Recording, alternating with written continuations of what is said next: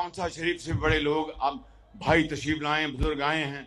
मैं जहाँ जहाँ से इतना शानदार ये मजमा है, इतनी धूप में मैंने कोट अपना धूप की वजह से नहीं उतारा, आपकी मोहब्बत में उतारा है। आप दिल बाग बाग हो गया। तो मैं आपको कहना चाहता हूं कि सब्र और तहम्मुल, मेहनत मेहनत और मेहनत, दिन रात मेहनत करेंगे।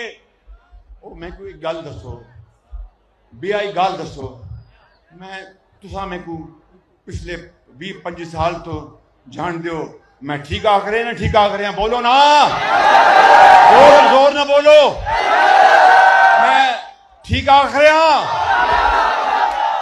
मैं थोड़ी जो खिदमत की थी, गाल कट की थी और कम ज्यादा थी गया, ये मेरी आदत है। मेरे अल्लाह बख्शे वालिद साहब मैं कोई गल सिखाई, मियाँ नवाज शरीफ को सिखाई, तो मैं तोड़ो एक वादा कर चले कि पाकिस्तान असी इंशाअल्लाह उस रब नूं मंजूर है, रब सोने नूं मंजूर है, उस रब सोने नूं मंजूर होया तो इंशाअल्लाह मेहनत करांगे, रात दिन मेहनत करांगे, तो एक दिन आएगा कि हिंदुस्तान नूं पिछे ना छुटे। तो मेरा नाम शहबाज शरीफ नहीं है।